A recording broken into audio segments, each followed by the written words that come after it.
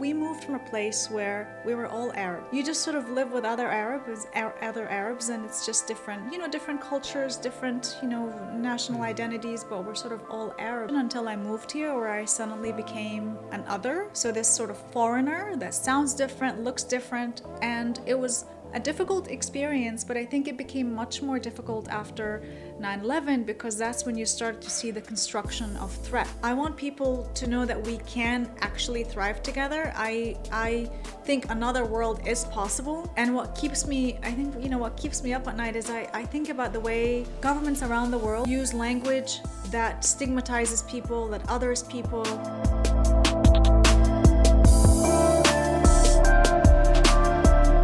Kia ora whānau, you're listening or watching to Voice of Aroha, and I have a very special guest today with me in the studio. In a short time, we will introduce you to you. Guys, keep with us. We're back. Thank you guys for watching and listening to us. Let's have a corridor with my guest of today, and let's find out more about her. First, let me welcome her. Sara, how are you? And welcome to Voice of Aroha show. I'm well, thank you. Thank you for inviting me. It's an honor to be here. I know that you guys do really important work, and I appreciate being invited into this space to talk about my work. Thank you. Thank you. It's been a while. I really wanted to make a good time to invite you and talk to you. So now I think it's come a good time while you're also launching the book. But before we go deep into that conversation, Sara, if I ask you, you want to introduce yourself and the people watching, listening to this podcast, how you will introduce yourself? So my name is Sara Salman. I am a first-generation immigrant. I'm Iraqi New Zealander. I'm senior lecturer of criminology at Te Heranga Waka Victoria University of Wellington. I research issues of structural and political violence. I teach a bunch of criminology courses, so you may have seen me on campus. My family lives in Auckland. I've been in Wellington since 2019. That's me. Awesome. So in your introduction, something have come to my attention, which is you say first generation Iraqi, right? That's what we share, something in common here. Would you tell me a little bit, if you want to share with our people, about background? How was your journey of immigrants to New Zealand? When was that? So we moved from the United Arab Emirates into New Zealand in the late 90s. So I consider myself Tawiwi or Rangatiratanga. We lived in Auckland. My family lives in Auckland. I moved here because of this job opportunity, it was a difficult moment. We moved in 1999. And it was a big adjustment. My siblings were much younger, but I was a teenager when we moved. And it was a period of having to quickly adjust, as you can imagine, moving from a place where the culture is very different language and so on. And of course, the other moment for us as well in terms of moving was that 9/11 happened a few years after, and that really affected the Arab community in New Zealand and the Muslim community in New Zealand, particularly with things like the rise of Islamophobia and things like that, the securitization of populations. So it was a difficult time. I mean, I think of New Zealand as a home, but it was difficult in the beginning, of course, to move and to feel like you belong, as opposed to just sort of fitting in. So from this experience, sorry, how do you want me to call you, Sara or Dr. Sara? Oh no, please call me Sara. Okay, we'll keep it down. So Sara, from this experience, how do you see the difference now and then? And also the related question will be, is that the reason the challenges of 9/11 and others lead to you go to be a senior lecturer at university, to be a lecturer? In some ways, yes, actually, because I think, moving to New Zealand, and perhaps it was similar for you as well, Kodrian, right? But, if you move, we moved from a place where we were all Arab, right? And so you just sort of live with other Arabs, and it's just different, different cultures, different, national identities, but we're sort of all Arab. And I didn't really experience racialization until I moved here, where I suddenly became an other. So this sort of foreigner that sounds different, looks different, and it was a difficult experience, but I think it became much more difficult after 9/11, because that's when you start to see the construction of threat, right? That there are groups of people who are all of a sudden accused of hating freedom and hating democracy and so on. And it became a moment of systematic kind of hostility against people like us, right? Yeah. So it was very difficult to understand and make sense of that experience in New Zealand, particularly being also a teenager and kind of also wanting to fit in. You know, with teenagers, you sort of want to fit in, you want to blend, you don't really want to stand out in that way. And I was navigating several identities at the same time, and different responsibilities and different sense of selves and so on. And it was actually at the university that I first encountered lecturers who really inspired me. So, you know, and I'm still friends with them to this day. I mean, it is a real privilege, right, to have people like that in your life. But I remember, sitting in sociology classes and having people engage very critically with the discourse of the war and terror, for example, and talk about concepts like, Orientalism and Islamophobia and race and racialization. And so for me, the university provided a space to understand how governments or states engage in harm. And it's the reason why I stayed, right? So I got my degree in sociology, and then I decided to do my master's in sociology at the University of Auckland. And then, with the mentoring of my professors, I applied for a Fulbright scholarship, and I was able to do my PhD in the US, where I explored government neglect and government violence more systemically. And I think it was definitely, a lot of it had to do with my experiences, both as an individual, but also a person of a community that had to deal with that kind of othering. Wow. It's just wow. And just kind of also want to thank you, because you have a lot of energy in encouraging other people, including me, guys. She's an amazing one that you want me to, you encouraged me in a way that I seek for further education in a master level. So thank you for that. And it's been just lovely to meet you through this process of different conferences and being in this. So I really thank you for encouraging me to take that steps, and hopefully I will finish it. It's my pleasure, and I'm very happy you listened to me. So I'm very, very happy that I was able to persuade you. Yes, it's my pleasure. And of course you will finish, and it's going to be great. I can't wait to read it. Thank you so much. So I said that what is this experience, and also the knowledge and things you take with you during the university environment, which will lead me to this corridor of today, which is, it's talking about the new book or publish it already, which is The Shaming State. I want to ask you my first question about this book. First, why? Why you choose to write this book? And then it's why this title? I've always been interested in understanding structural and institutional and political violence. I am always interested in understanding how violence can happen in such a way that is then tolerated or legitimized. How is it that people can be okay with incredible sort of amount of harm?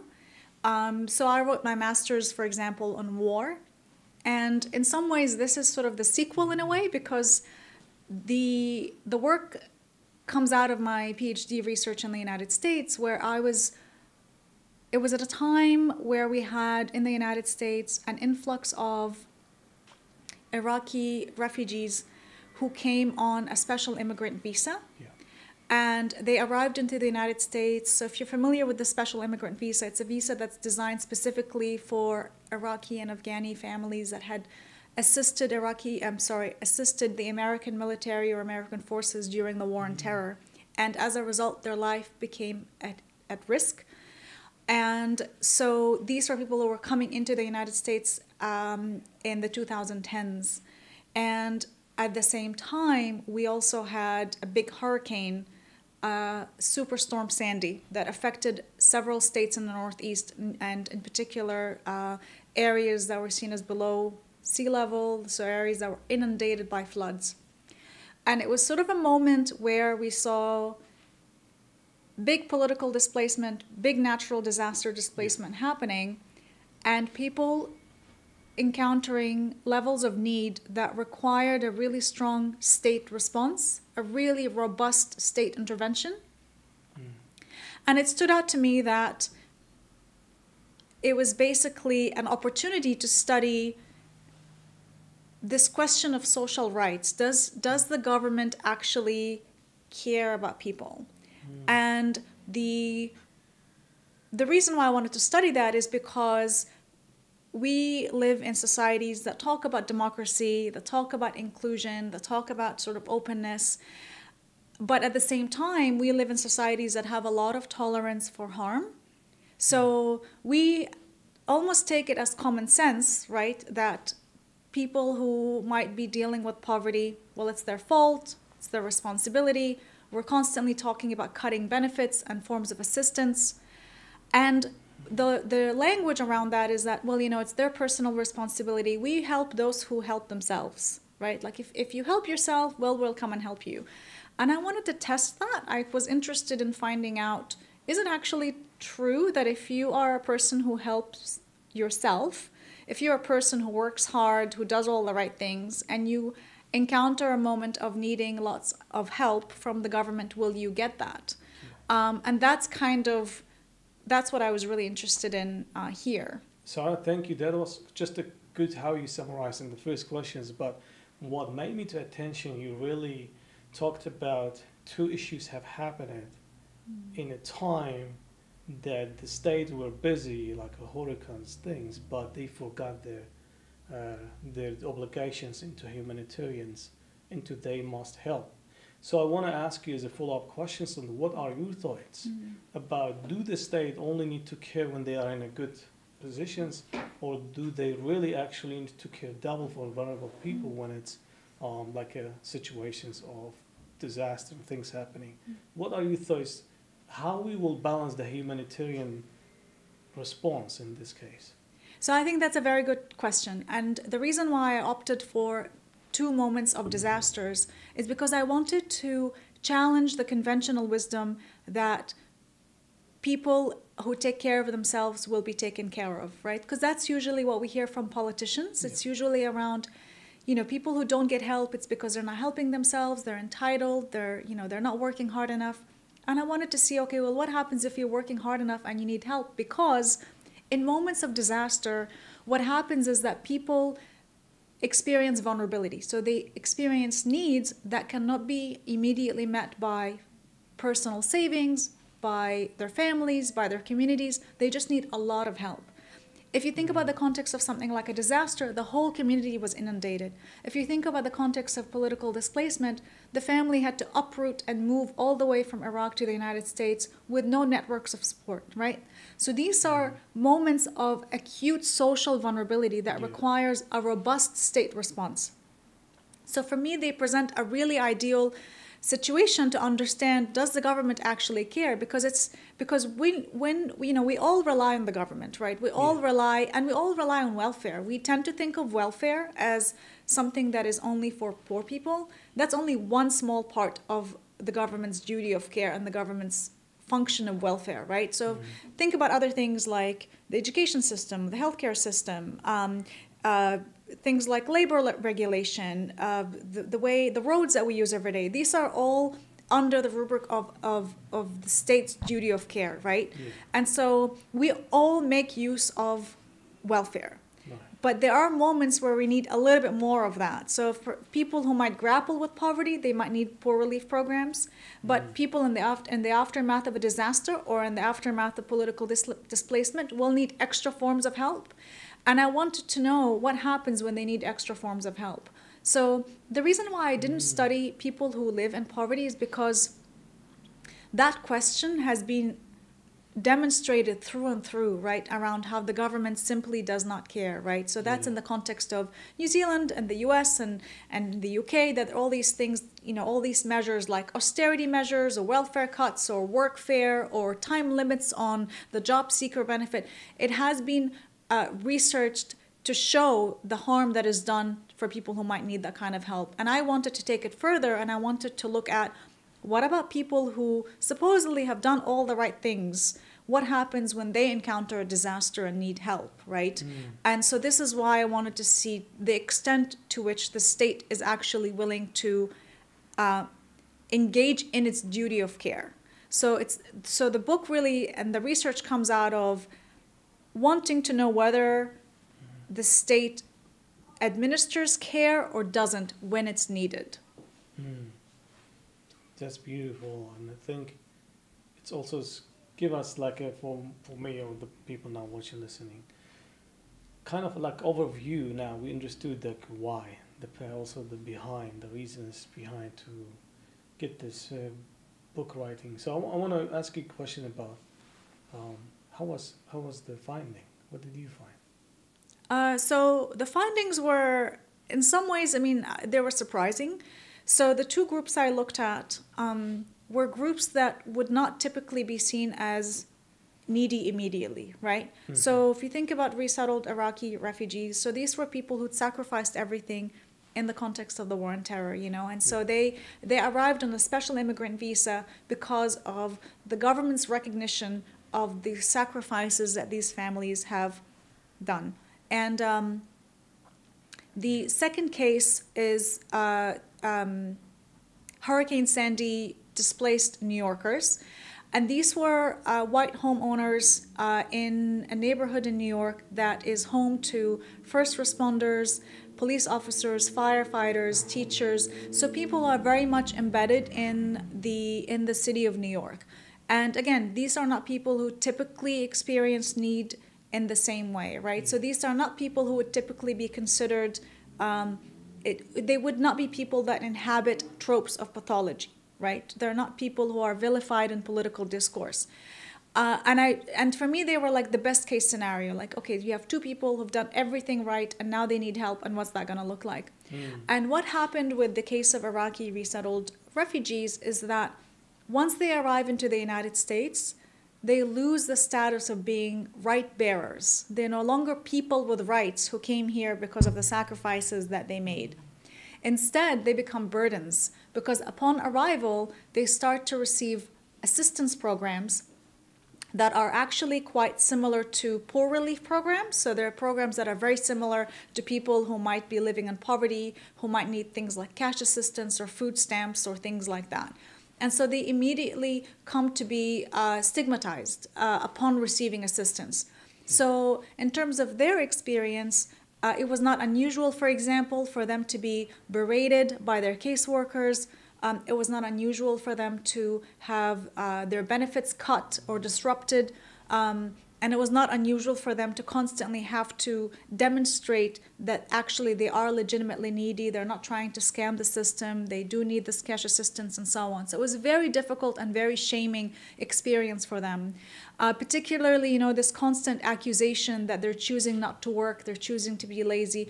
You know, these are, you know, folks who've arrived into the country in the 2010s when the country was still coming out of the recession. They were in Michigan, a state that really struggled with the recession and the collapse of the auto industry. There was high levels of unemployment generally. So they were really struggling like everybody else. But somehow they were presented as, you know, they're refusing to work and they want to get the benefit. They don't really want to work. And so it was very, very shameful and very difficult for them. And the premise of the shame, right, that this is what's so fascinating, is that what they were being shamed for was basically trying to get something for nothing. So they would be told things like, you expect things on a silver platter, that's not going to happen. You know, people aren't just going to hand you money, you got to work for it. You know, you really have to pull yourself by the bootstraps. You have to work like everybody else. And I thought, you know, it was interesting to see that, because that would mean that people who work should be okay then. But that's not what it is, right? Because if you look at New York, these are people who work. And when the storm happened, they needed incredible amount of help. And they also didn't get the help that they needed, right? So in both cases, we saw that the help that was given to them was inadequate. So people in New York, for example, who had signed up for long-term rebuilding programs, waited for years to have their homes rebuilt, and also had to encounter caseworkers who weren't very empathetic, who didn't quite understand the trauma of displacement, and also encountered the programs of relief that were, although they were presented as being simple, so they were told, for example, in the case of New Yorkers, right, the program that they were given was called Build It Back. And they were told, Build It Back is going to be a very easy program, it's hands-on, it's direct, and it's all about helping people. And it's not, and it wasn't. So the program had several steps, and it was a heavy sequential design, so it was like step 1 through 6. And you can't get to the 6th step, which is the last step, unless you complete every single step in the beginning. And there were all sorts of issues around completing the steps to get to the award at the end, where you can finally rebuild your house. Documents were lost, so people would present, documents like their what are they called? The deed to the house, or what, submit documents to prove who they are, and the documents would get lost in the system, and so they would have to go and submit again. And we're talking about months and years taken out of people's lives as they try and access this bit of assistance to rebuild their homes.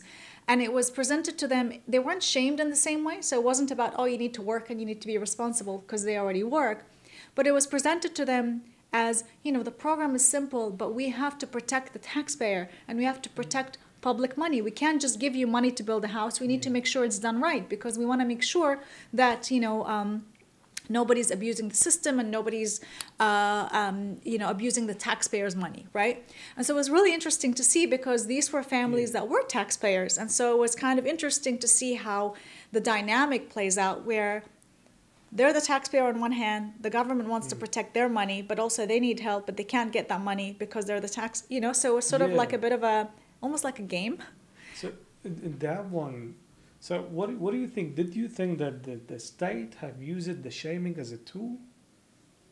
I do think, this is what's so, for me, this was one of the shocking findings, was that the government that uses shame, and it uses it, and it's very good at using shame, right? If you think about shame as an emotion, right? If you think about what happens when people feel shame. Shame is a very, very powerful emotion, and it's powerful because it is an emotion of social control. So when we shame people, it's because we are, basically what we are doing is that we are accusing these people of breaching a social value, right? If we shame someone, it's because they've done something that's really, really bad. And in doing that bad thing, they breached the social contract, or they breached social norms. But not only did they breach social norms, they came to embody these oppositional values. And so therefore they must be expelled. So the thing around shaming is that it expels people from the social. And it's quite a threatening emotion, because we are all social beings and we want to be in the social world. And so shame functions that way in terms of controlling people's behavior.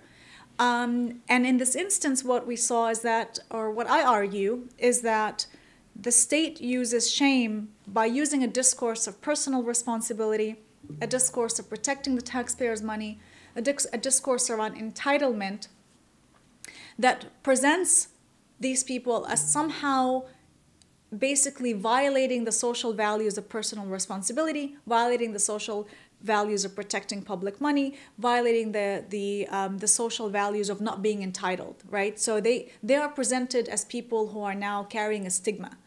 And that happens, you can see it happening very clearly in the legislation. So for example, the language around welfare, poor relief programs in particular, often highlight personal responsibility and looking for work. And so what that means is that if you're unable to find work, that's your fault and your problem. We see it in the political discourse. We see it even in New Zealand. If you think about how politicians talk about people on the job seeker benefit in very punitive ways, in ways that talk about consequences and needing to make people pay and humiliate them. So it exists at the level of discourse. But what I found was really interesting to me, that I wasn't really expecting to find, is that it was also seen in the way caseworkers interact with people, with their clients. And so caseworkers become administrators of shame. So these are bureaucrats who are front-facing, customer-facing, and they become administrators of shame. And it's all connected. The way we talk about it socially, the way that the politicians talk about it, and the way the state administers it, all rests on very strong social beliefs around personal responsibility that's run amok. You know, it's personal responsibility beyond any reason, because nobody could be so personally responsible that they don't need any help ever. We all need help, and we're all interconnected, and we all live in a social world where we need each other. And so the discourse of personal responsibility is then used to kind of allow for the shame to happen. Okay, wow. Well, what I see, it's really, there is a wealth of knowledge and things have, during this study, during this book you have done in US. So my next question will be, what is the lessons we can learn to New Zealand society? I think that's a really good question. It's definitely a question that I get asked a lot, in part, I think, because we tend to think of New Zealand as being exceptional. We do this a lot with a lot of things happening in New Zealand, right? That we tend to think, well, you know, it's an island nation, we're very different historical context. It's certainly nothing like the United States, and so on. And to some extent that is true. There are things that are unique about the United States. There are things that are unique about governance in the United States. But it is also true that New Zealand is a neoliberal society, a neoliberal state. And by this I mean it's a state that has undergone transformational changes since the 1980s.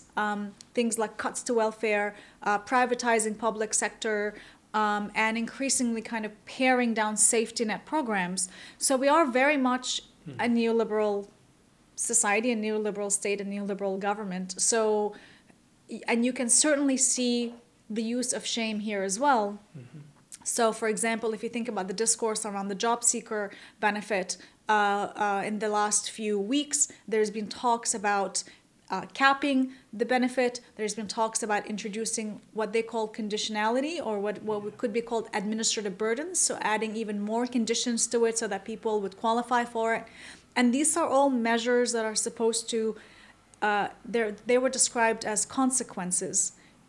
But it's interesting that the word that is used as consequences, because what it means is that people on the benefit are somehow doing something wrong and they need to be punished. So the consequences include things like capping it, paring it down, adding more conditions to it that makes it harder for people to receive the benefit. And the underlying logic there is that people choose not to work, and as such they have to be punished. No concerns at all for joblessness that exists because of loss of industries or post-industrialism, or jobs leaving a town because it's no longer a tourist attraction. All of those structural things that could happen that affect people's chances of getting a job are not really considered, right? And the other thing, of course, that that kind of language does is that it obfuscates the other big problem, which is a lot of people who grapple with poverty also work, but the jobs don't pay very well, so they're like stuck in low-income jobs.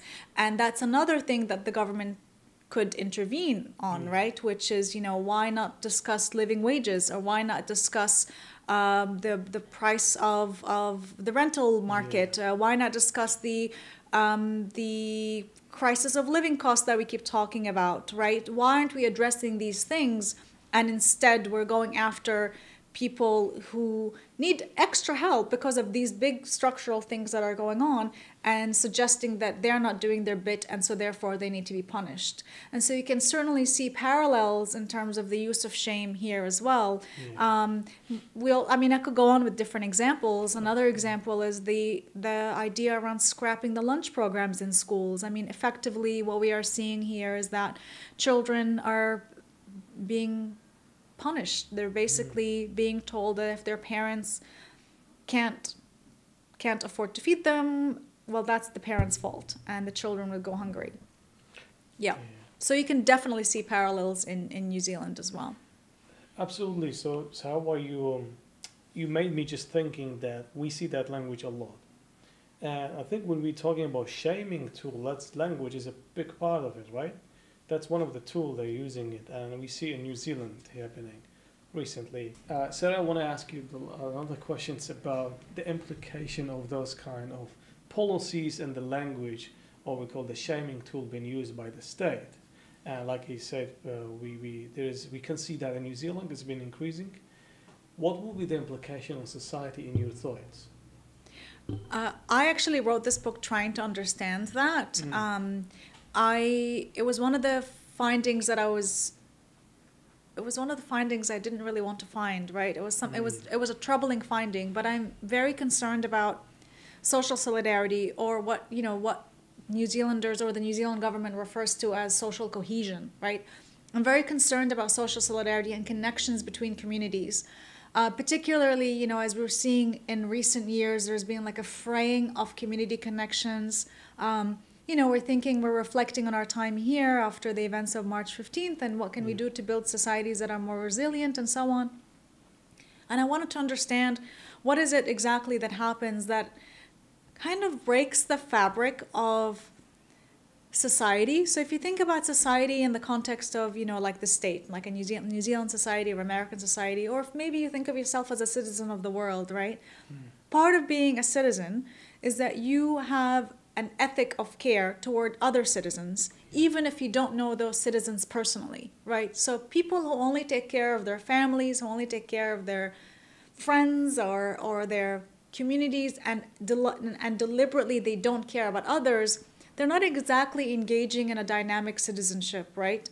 But that's increasingly what we're seeing, is that communities, families, individuals they turn in and onto themselves, away from others. They don't care about other people, right? We're seeing, the fact that we tolerate the very punitive social policies against people who live in parts of the country that we don't see, tells me that effectively what we're seeing is an erosion of social cohesion and an erosion of social solidarity. And I don't think that happens because people are inherently bad. I think that happens, and at least what I found in my research, is that happens at moments of heightened insecurity. So in the context of the research I've done, for instance, in the context of New York, we had, families that were living in their homes that were damp, that were, broken, that needed a lot of fixing while they were waiting for assistance. Yeah. And people were waiting for years for proper assistance, actual rebuilding, so that they can finally go back to normal, right? So for years, they were like living in limbo. Some people, make use of rental vouchers. So the city, New York City, provided rental vouchers, and some people use them. But I just want us to think about what that means. That means leaving your community and living elsewhere, away from your community, away from your house, with like almost no end in sight. That's devastating, right? So we can see the fraying of that community itself, that it was really affected by that. And at the same time, what was happening is that as people were grappling with that intense insecurity, they would say things to me like, they knew that what the government was doing was wrong. So they knew, that the government, doesn't care about me. It only cares about business and businesses. And I've been hardworking all my life. Why is this happening? But instead of wanting to hold the government accountable, what people would do is that they would turn their anger at social others. So one of the common things that I was hearing was that, people who live in government housing. So this is like, the social housing that's subsidized by the government. In popular terms, it would be called the projects. Yeah. At least in the American context, right?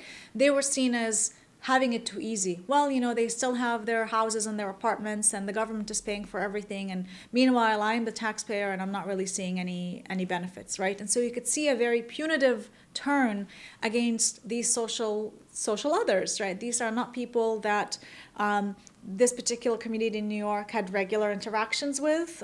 They're foreign to them as far as they know, right? Despite the fact that they might live in geographical proximity, right? And that's not true, right? So people who lived in these social housing or government housing or the projects struggled for years after the storm, actually, living with things like moldy housing conditions, and the government wasn't fast enough to repair these houses, and so on. And even in times of peace, even without disasters, this is housing that's decaying as an infrastructure. The government doesn't really invest in it, and so it's absolutely not true that poor people had it better, right? But it was such a compelling story that they were telling themselves, these people in New York that I was interviewing, because it helped explain to them why they weren't getting help, why they weren't getting the money that they needed, right? That they accepted the logic that there are these other people who are not doing their bit, and they're just taking all the money because they're entitled and they don't want to work, and the government is taking care of them and it's not taking care of me. And so you can see how community connections erode in times of insecurity in particular. So I think that if we were to think truly about something like social solidarity, social cohesion, we need to have robust social rights for everybody. We need to be able to live in a society where all of us are thriving. And if you have societies where you have this kinds of deep inequality for which people are shamed, in some ways it's not surprising that the shame is going to make its way down as well, right? That we get into a culture where everybody's being shamed. Yeah. So I've been enjoying listening to this conversation a lot, and also thinking while listening, because what you are saying, we are seeing it in a different type or different picture in our society here in New Zealand. By saying that, it's just something coming to my mind. There will be politicians or the government will say, well, we are having now economic problems. We want to have inflations and stuff. Do you think that that's a logic reasons that for the sake of economy to keep going, to keep our vulnerable communities like on the side, if I'm putting the question in the right way, do you think that's enough reasons the government always, when it's come to those economic things, they look at the vulnerable communities, and the reason they do it, exactly how this book is talking about, the tool they are using to make a problem between society, what we are seeing now in New Zealand about treaty conversations. Do really we need that conversations now? This is my thinking, right? Because they come up with the current government promises on economy. So I am seeing that that's the path we are going, creating divisions between the communities to fix something that they can fix. So do you think that language by politicians, what will be your message to the people, how to avoid that kind of divisions before making the judgments, and also a message to the politicians to how to use like our social issues in a safe, do not make it as a way that people can start be divided on. Yeah. I've been clear in my question here. I'm not sure politicians will listen to what I have to say, but I will talk about what people can do, right? Absolutely, yeah. I agree with you. I think that talking about those who are most vulnerable and wanting to continuously stigmatize them it's sort of an easy target, right? Well, we're going through an economic moment, inflation, what have you. Let's cut social spending. And it's actually the opposite. You're supposed to up social spending. And a lot of what we're dealing with right now is the result of government's failure at addressing people's needs, right? Government's prioritization of the economy at the expense of people, at the expense of our environment, at the expense of this land, at the expense of fertility. So it's actually harming all of us, even if we don't immediately see it. And I am very concerned about the language around utility and the language around all of these things around the cuts to safety net programs. But what I do want to say is that, as I was writing the book, I start to think about how do we move away from a shaming state to a caring state? How do we move from recognizing that vulnerability is a human condition, it is a shared human condition, that we are all vulnerable, and that really no man's an island, right? I might not need help directly today, but I might need it tomorrow. And the same is true for you and our communities, right? And the whole thing is around the way society functions, if it's healthy, right, is that people can be there for each other. And what governments do in neoliberal regimes is that they use a discourse of scarcity, right? There's not enough. There's just simply not enough money. We need to cut costs, and this is how we cut costs. And so people in New Zealand are experiencing the pinch, right? They are experiencing the rise in costs of housing, rentals, and even buying a home. Things that we used to take for granted as part of adulthood now appears much more elusive for a lot of people. Can I afford to buy a home, etc. I think about our students who live in Wellington and have to make really tough decisions about where they're renting and the housing condition there and so on. I think about the cost of living going up. So people are actually feeling squeezed, right? But of course, all of this artificially introduced, right? These are all things that relate to structures that could actually be countered by a robust government response, but they because the big thing is around tax cuts, they're not really interested in doing anything else around increasing spending. So that discourse of scarcity makes people feel insecure, and so people sort of want to guard what they have, and they start to buy into that. But what I want to say is that there have been really, really, really good social responses, even as the state neglects its duty of care, right? Even in New Zealand. So if you think, for example, about the context of COVID, right? We think of COVID in New Zealand as basically kind of a model response. And it is in some ways a model response. There was absolutely no question that the way the government responded in the first few years of the pandemic helped prevent thousands and thousands of deaths. There's no question about that. However, the government did also fail to do the proper thing with utility, consultation, partnership. So a lot of the policies around things like vaccination, around things like rules around lockdown, left Māori communities vulnerable. And here I'm thinking about the work of people like Bargh and Luke Fitzmaurice Brown, who'd written about the COVID-19 response, the iwi and Māori groups' response to COVID-19 through the checkpoints. And, they went into these different communities in New Zealand. And if you remember, there was the whole thing with the checkpoints particularly around towns that were in the far north and other places in the North and South Island that were concerned about traffic from big cities. So they were concerned about, Aucklanders wanting to spend lockdown in the far north and so on. So they wanted to make sure that COVID doesn't get into their communities, right? And that's a community response that even though the state was being neglectful, by actually neglecting a really big part of its functions with regards to utility, for example, communities didn't wait. They were like, well, we're not going to let COVID get into our communities. We're not going to let it affect our elderly and our most vulnerable. We're not going to live through another horrific pandemic as we did in the early 20th century with the Spanish flu, right? Yeah. So that was a very pro-social response. Of course, there was some political resistance to it, and people were like, why are they doing this and so on. But actually, it was beneficial not just for these towns, but for everyone else, because it meant that COVID wasn't circulating and so freely in the country. It meant that the lockdown rules were actually being enforced. And so this is an example of communities coming together. There was another example as well in South Auckland, for example, also during COVID, where communities organized basically mutual aid food pantries and food banks, right?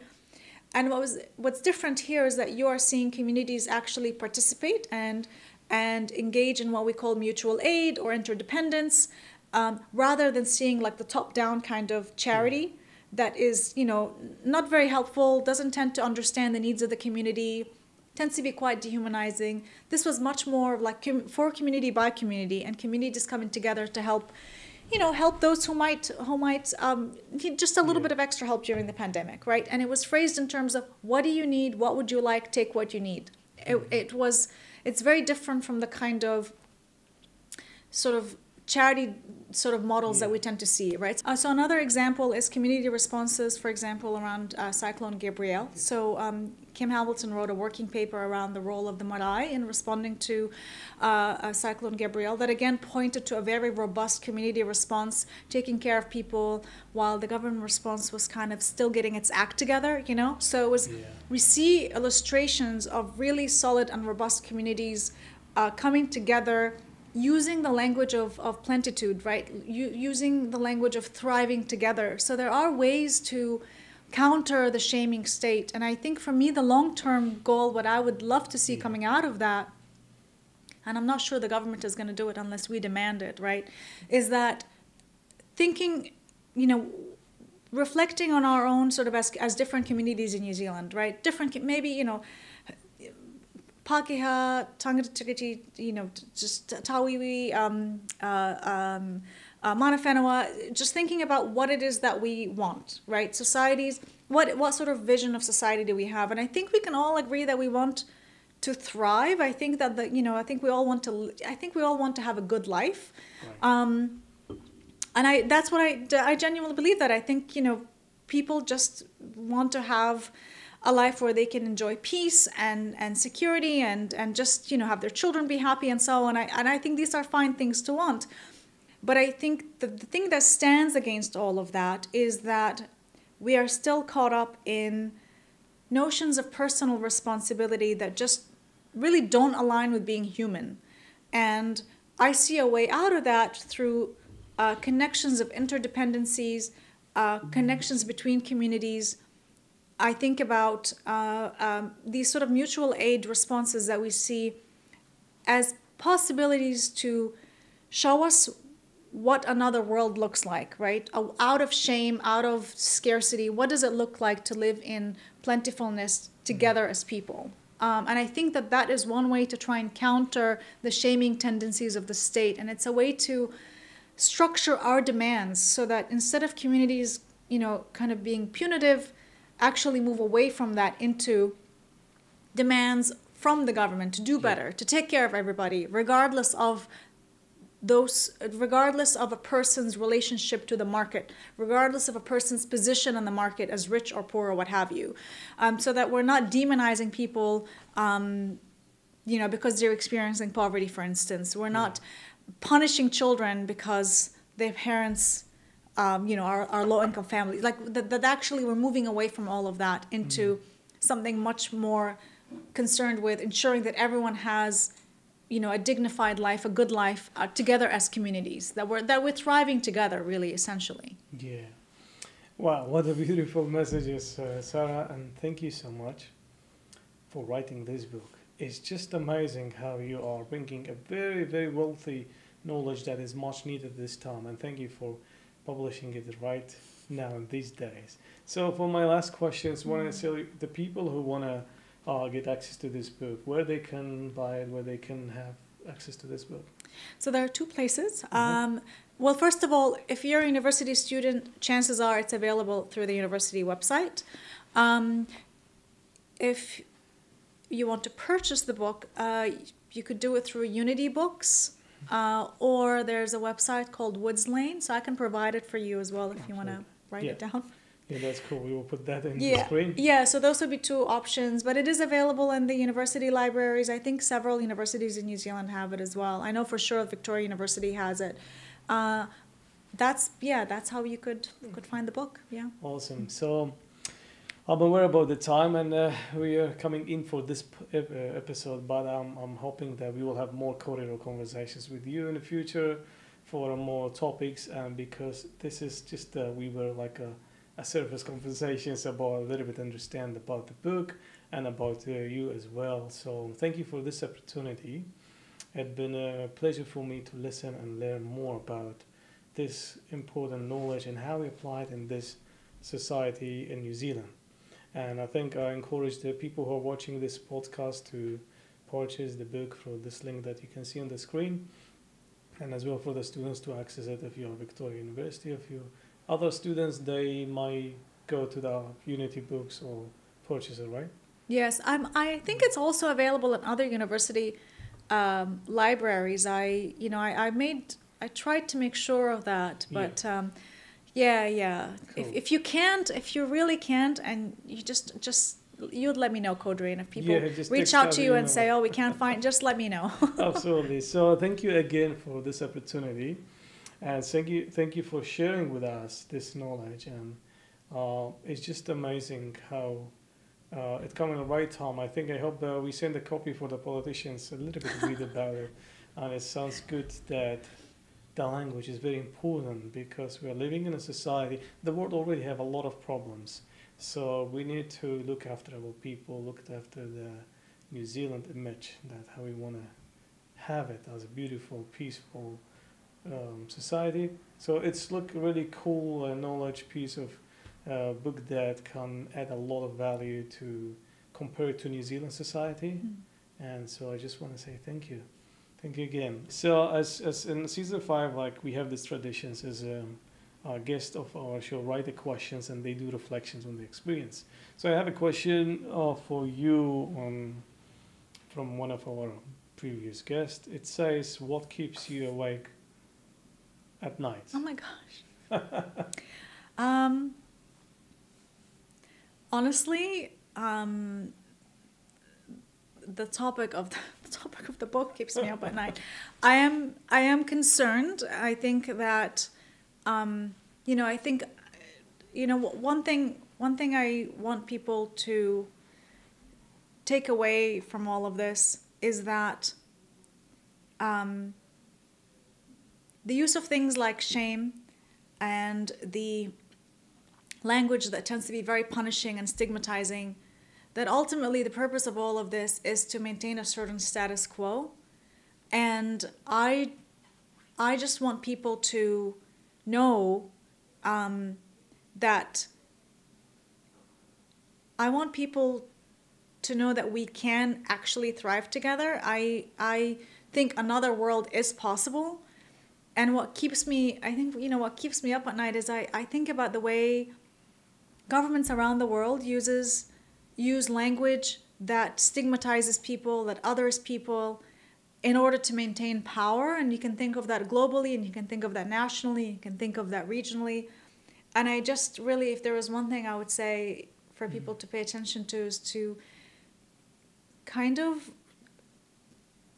pay attention to the language that the government uses, not just here, but everywhere, right? And kind of resist that punitive sort of urge that comes out of that language, and really start to think about what kind of world you want to be in.